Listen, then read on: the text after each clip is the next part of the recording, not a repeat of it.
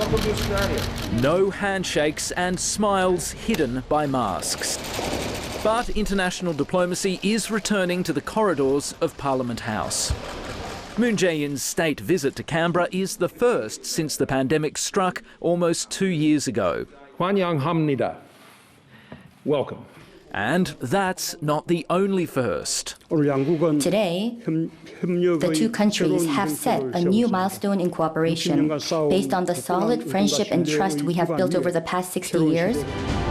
South Korean defence giant Hanwha finally signing a long-awaited $1 billion contract to provide howitzers to Australia's army.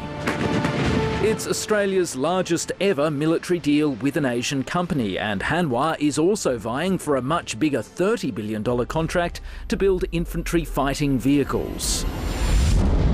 We share a very similar view and a similar aspiration for the Indo-Pacific.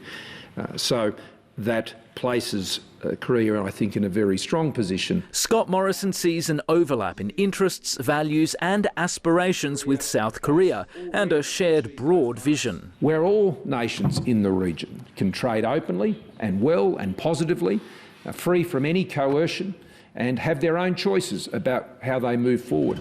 But there are limits. South Korea won't join Australia in a diplomatic boycott of the Beijing Winter Olympics, or the Defence Minister's tough language to China over Taiwan. The state visit I make this time has nothing to do with our position over China. The federal government hopes that this visit will highlight that Australia isn't solely focused on alliances with old friends like the UK and the US, but is intent on building regional partnerships as well. And there's no doubt that Seoul and Canberra share some anxieties about Beijing's rise. But that doesn't mean that they agree on how best to respond. Stephen Dziedzic, ABC News, Canberra.